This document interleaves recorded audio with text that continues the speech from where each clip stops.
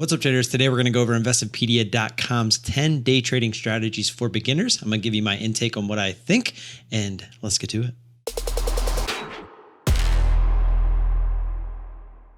All right, traders, so let's get started with this. We're going to just go right through these, and once I'm done reading the first one and the second one and the third one all the way to 10, I'm going to give you my insight on what these actually mean and maybe how we can adjust them a little bit more accordingly to think as the 10% instead of the 90%. So number one, knowledge is power. In addition to knowledge of basic trading procedures, day traders need to keep up on the latest stock market news and events that affect stocks, the Fed's interest rate plans, the economic outlook, etc. So do your homework, make a wish list of stocks you'd like to trade, and keep yourself informed about the selected companies and general markets. Scan business news and visit reliable financial websites.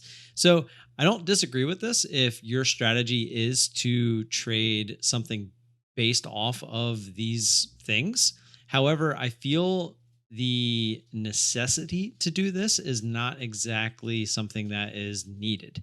If you watch me trade day in and day out, if you're just looking to day trade, finding the stocks that are actually moving, have liquidity, have volatility, that is a lot more important than knowing all of these things as far as news, economic outlooks, interest rate plans, all of that stuff. So if you're really looking to day trade a little bit more, I don't necessarily think that as far as the type of knowledge that's needed is that. So I do think doing your homework as far as watching candles, how candles react, maybe doing some knowledge on how price action works, maybe on how to read volatility within candles, as far as like looking for ranges, maybe just knowledge of certain terminology as far as day trading goes. I think that would be a lot more powerful than what they have here for you. So then number two, we have set aside funds. Assess how much capital you're willing to risk on each trade. Many successful day traders risk less than 1% to 2% of their accounts per trade. If you have $40,000 in your trading account and are willing to risk 0.5% of your capital on each trade, your maximum loss per trade is $200. 0.5% times 40,000. Set aside a surplus amount of funds you can trade with and are prepared to lose. Remember, it may or may not happen.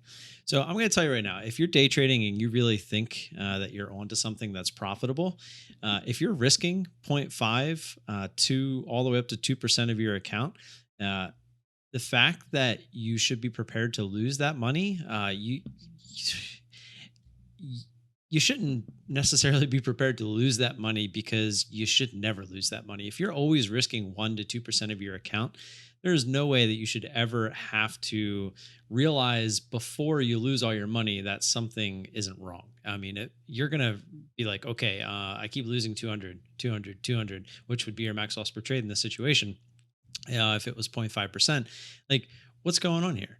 Something's wrong. Obviously, the strategy is not working.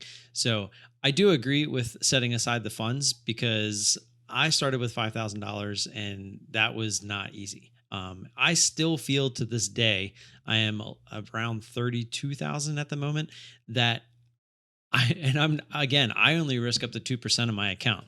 And I still feel the pressure of knowing that if I were to lose that money, I don't have any backup funds to continue going. Like this is it. So either it works or it doesn't.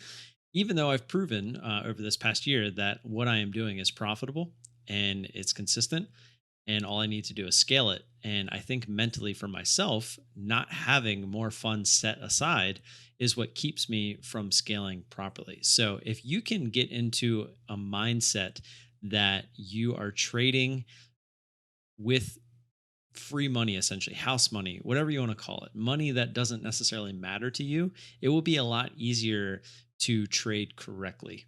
I'm not saying I don't trade correctly because I've taught myself to do that. And that's through, consistency, screen time, all those other things that we can get into. But as far as setting aside funds, I do agree that that can help. And I do agree that you should never be risking more than 1% to 2% of your account unless you have a very, very high win rate strategy.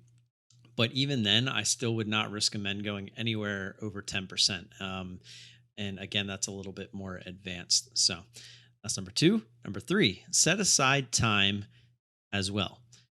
Day trading requires your time. That's why it's called day trading. You'll need to give up most of your day. In fact, don't consider it if you have only limited time to spare. The process requires the trader to track the markets and spot opportunities, which can arise at any time during trading hours. Moving quickly is key. I 100% agree with this. However, this is where having the right tools to do the job is very valuable. If you want to sit down at your computer for the 8 hours that the market is open, that's perfectly fine if that's what you want to do and you enjoy it, and maybe have some scanners that you made yourself on Thinkorswim, maybe like FinViz, whatever it may be, to find your setups. But if you can invest in something like I use every single day, Intensity Stockwatch scanners, it does all the hard work for you. You can literally go walk around the house. I keep my headphones on as I'm walking around the house doing other things. If I hear it start beeping at me, I come back to the computer, I see what it's alerting, I pull it up, and I know that it's most likely going to be a good setup for my strategy. And if it is, I sit down, I look to trade it. And if it's not, I continue on with my business.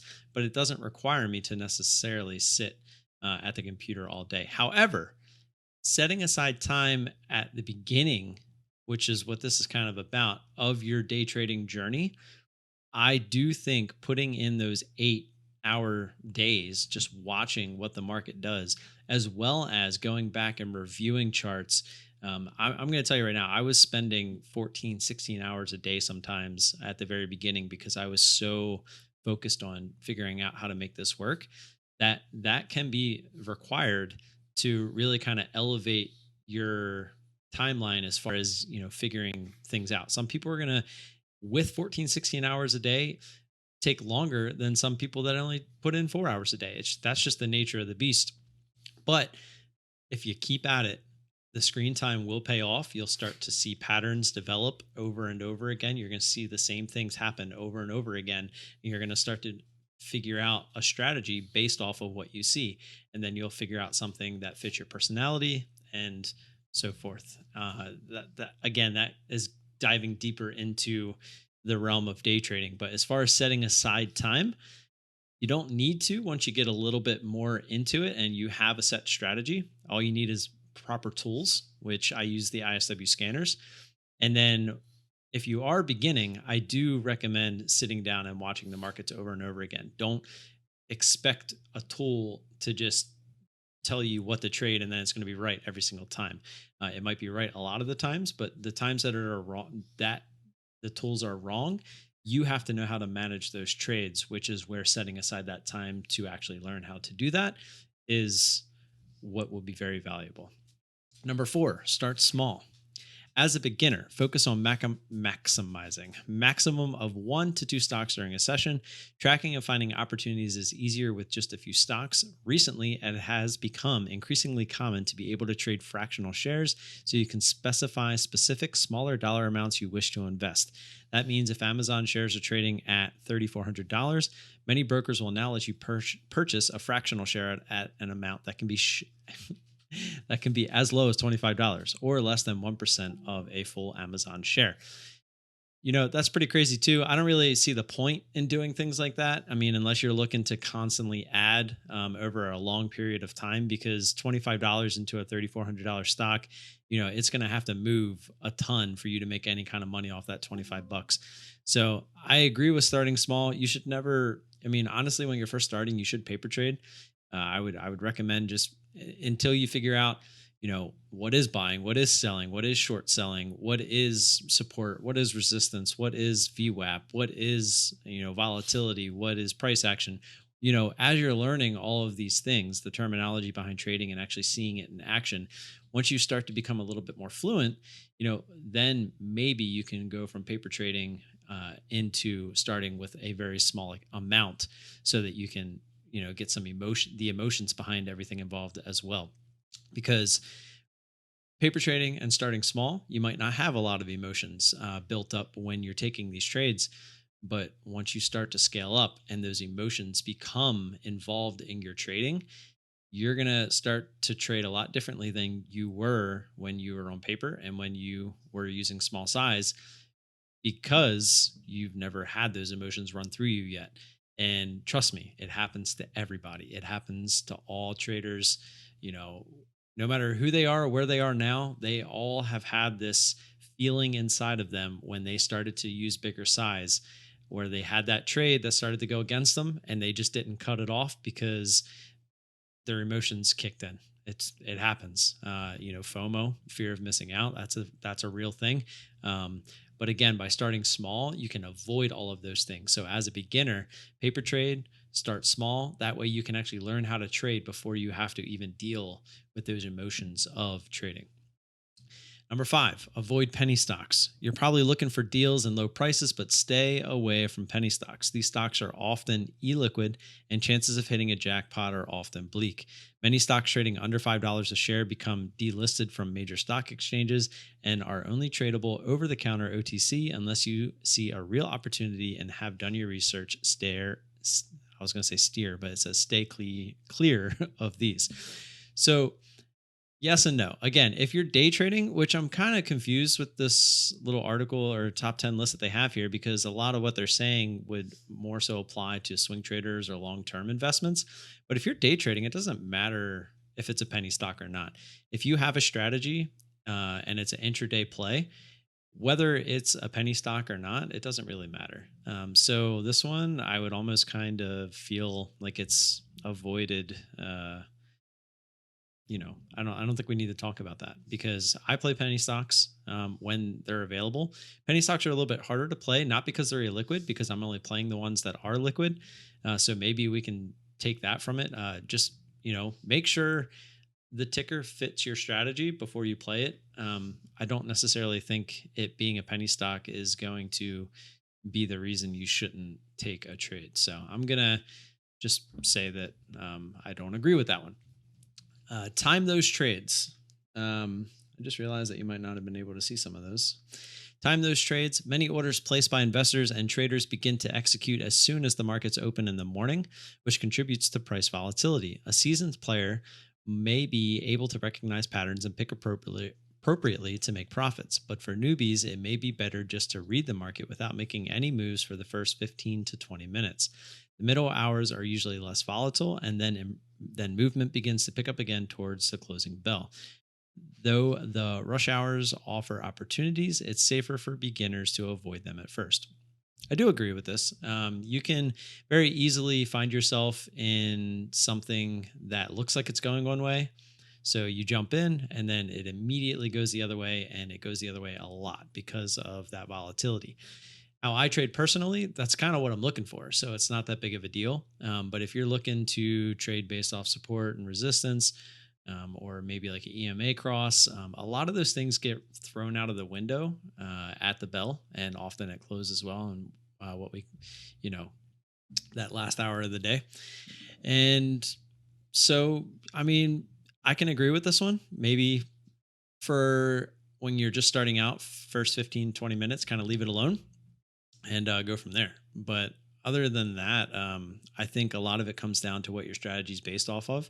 If you're looking for intense moves, I mean, that's when you're going to get the most intense moves, is right at the bell. And so if you watch me, you'll tend to see that's when I trade the most. So, but again, if you're beginning, I don't disagree with this. So we'll just leave it at that. Number 7, cut losses with limit orders. Decide what type of orders you'll use to enter and exit trades. Will you use market orders or limit orders? When you place a market order, it's executed at the best price available at the time, thus no price guaranteed. A limit order, meanwhile, guarantees the price but not the execution. Limit orders help you trade with more precision, wherein you set the price not unrealistic but executable for buying as well as selling. More sophisticated and experienced day traders may employ the use of option strategies to hedge their positions as well. Which, whatever. I don't trade options. I don't really understand hedging unless you're, again, looking for much bigger positions than you probably ever will be, especially if you're just beginning. So if you want to go down that route, feel free, but we're not going to be talking about that here. So using market and limit orders, I don't really understand why they would say cut losses with limit orders. I think they just mean overall you're going to lose less with limit orders. But in reality, if you use a stop loss, I highly recommend using a market order because sometimes if you place a stop limit order, say you place it at like a key level at like a whole dollar, we'll just say $10, and all of a sudden, or we'll say 9.99, and it's at $10. If that price skips down under 9.99 and goes like right to 9.70, in this example, you're not going to get filled. And then say it just keeps on going all the way down to 10.50, and then all or to 9.50, then to 9.20, then and it just keeps going, and you didn't get filled because you had your limit order at 9.99. Just because you have a limit order out there does not mean it will get filled. Sometimes you will get skipped. So I've never used a stop limit order because it's dangerous. If you get skipped and it just keeps going, your loss is just going to keep going. And then, like earlier, we talked about emotions; those are going to start kicking in, become a deer in headlights, and it's just not good. So for stop loss orders, just how they worded this and what they titled number 7, it's a little confusing. But I would always use market orders for stop losses, because you told yourself this is where you want to get out. No matter if you get a little bit of slippage, which is just part of day trading, you're out of the trade where you said you were going to get out. You picked that point for a reason. If for some reason you used a limit order and you got skipped, now you're still on the trade. You start to make decisions that you should have never had to make before, and you probably don't have a plan for because you weren't planning on being in the trade at that point. So as far as limit orders go, I do pretty much always use limit orders, unless it's a stop loss. If I'm looking to get in or out, you'll always see me use limit orders, because if you do use a market order to get in to a trade, say it's something that's going up and I'm looking to hit the top of an intense move, what if it skips? If I hit market order here and then it skips, I'm gonna get filled, possibly at the worst point. And I'm talking about like if it goes up and then skips down, because I'm a short seller, so I'm looking to get in at the top and then cover as it comes back down. Sometimes if I were to use a market order, if I hit a limit order up at the top and it doesn't get filled, it doesn't get filled. But at least I tried my best to get that entry. If I use a market order and it skips down, it's going to fill me where it skips down to, and then say it jumps back up, now I'm instantly down that amount. So that's why I don't like to use market orders unless the liquidity, I can see it if the liquidity's there and you're not looking at something that skips up and down.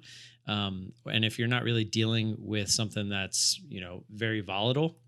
But if you are, which is what most day traders are looking for, the volatile stocks. I mean, a lot of the people that are in the 10% are not trading things that don't move. If the price isn't moving, you can't make money. So, as far as that goes, cutting losses with limit orders, I think they mean like you can lose less, but in reality, I think that's wrong. I think if you use a stop limit order, you could lose a lot more actually, because you could get skipped and the price could keep going against you, thus making you lose more. So I disagree with that. I think you should use market orders for your stop losses. It's really the smartest thing to do, and you will be guaranteed to get out of the trade at that point. Number 8, be realistic about profits. A strategy doesn't need to win all the time to be profitable. Many traders only win 50% to 60% of their trades. However, they will make more on their winners than they lose on their losers. Make sure the risk on each trade is limited to the specific percentage of the account, and that entry and exit methods are clearly defined and written down. So there you go. To go back to number 7, what I was kind of getting into, entry and exit methods are clearly defined and written down.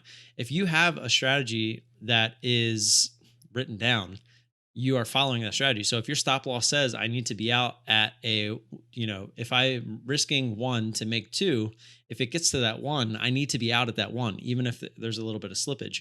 But if it keeps going and I get skipped because I have a limit stop loss in, a stop limit in, then now I could be risking 2 to make 2, or I could be, you see where I'm going with that.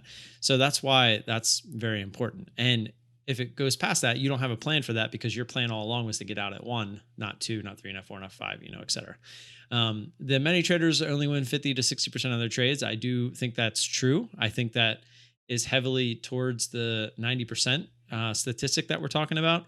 And there's a lot of people that don't even make 50%, but it doesn't necessarily matter. Your win percentage doesn't necessarily matter. It's all about your risk to reward, right? There's going to be people, myself included, when I first started trading intense moves, my win percentage was upwards of 93%, but I was not even a profitable trader because that 7% that I would lose, I was losing way more than I was winning on those 93% that I was winning. Um, it can go the same for someone that only wins 30% of the time. If you do the math, say they're looking to make 5 to 1, as long as they're making more than they're losing based off of that 30% win percentage, it doesn't matter. It doesn't matter what your strategy is or what the win percentage is, as long as your risk to reward makes sense. So, being realistic about profits, I think that's kind of what it comes down to. Figure out what your strategy is, and then figure out what your win percentage for that strategy is. And then you have to base your risk to reward off of that. Number 9, stay cool. There are times when the stock market tests your nerves. As a day trader, you need to learn to keep greed, hope, and fear at bay.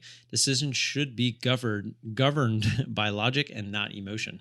So this is kind of what I was talking about earlier. And emotion is something that, until you feel that emotion, you're not going to even understand what we're talking about with this. So until you're put into that situation, you're just not going to know. And this is something that you can't really teach. I do recommend a book, Trading in the Zone by Mark Douglas. He talks a lot about emotions and the psychology behind day trading. And I think maybe going that route, looking into reading that book or checking out his workshops. I actually have one of those on my YouTube page. So if you want to check out the workshop, it's a 4-part series. It's amazing. I've watched it 10 times, probably more than 10 times. And every time you learn something new from it, because depending on where you are in your journey, you pick up on something that could have been geared a little bit more towards beginners, something that might have been geared a little bit towards more advanced traders. And so every time you listen to it, you kind of learn something new. But as far as the actual emotions of trading, again, this is something that you can't really teach. It's just something that having a strategy and knowing the ins and outs of that strategy so that you can make sure that you stick to that will help you with the emotions. It's not going to never give you emotions because they're always going to be there. Every time you hit that button, you're probably going to have some kind of emotion behind it. But staying cool, calm, collective, following your plan, following your strategy is going to really help you stay cool. So I do agree with this.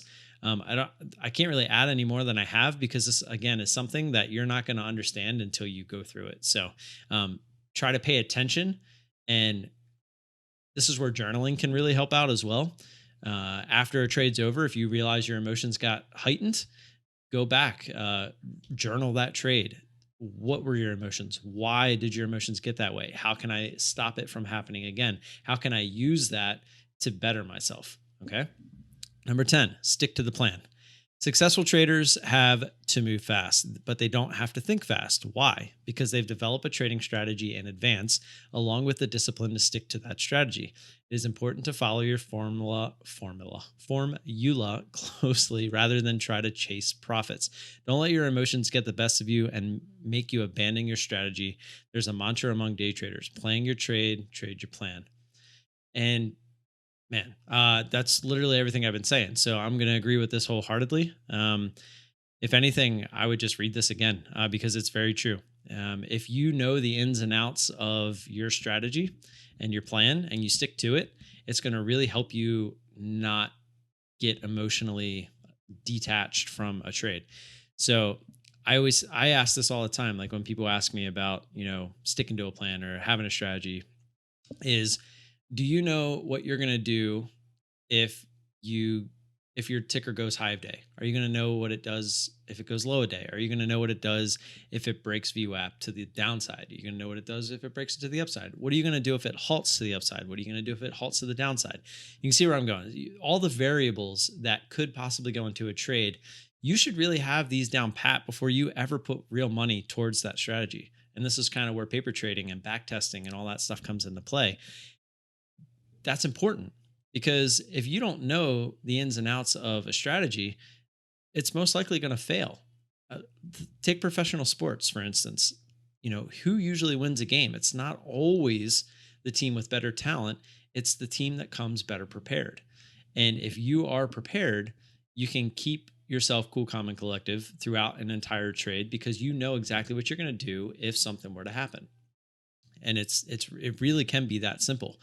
Um, so I'm going to leave it at that. I think this was a pretty cool little educational thing that we could do. I might look for some other articles to kind of go through, read, and then kind of give you my input on what I think could be adjusted a little bit based off of what I think the 10% would be thinking more so than, just what the general broad trader would possibly be thinking, you know, because a lot of things that are being floated around out in the universe of education for day trading is not necessarily, geared towards what I think the 10% should be thinking about. And I think that's why a lot of people do fail is because they're led in the wrong direction to begin with.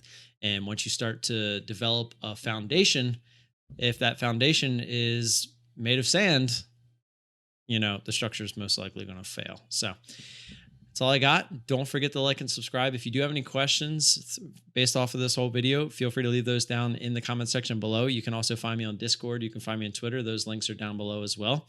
And again, hopefully this was helpful. Let me know what you think down in the comments if you actually like this. I know it's going to be a little bit of a longer video, but hey, if you're looking to learn, you got to put in the time.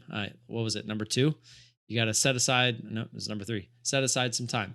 And if you don't want to treat this like you should be, which is a full-time job, and it's something that you really want, then, it is what it is. There's a lot of good content out there. There's a lot of bad content. I'm not the best at presenting content, but I do my best to give you the quality of content instead of necessarily, the best presentation, which hopefully I'll get better with over time as far as production value and everything goes. But hopefully this will give you just that little bit of knowledge from someone who is proven to be a little bit consistent. And, I can even show you my chart real quick. This is my year to date. I can't really scroll down to show you. I can get rid of my webcam real quick. And you can see not too bad. I've been on a steady incline. I know a lot of day traders that have really struggled this year. So it's nothing too crazy, but at the same time, I feel like I know what I'm doing. And if you want to follow along with my journey, I am planning to scale up into 2022 and looking to make this start to take off for myself as well. So with that said, I will see you guys in the next one. Peace.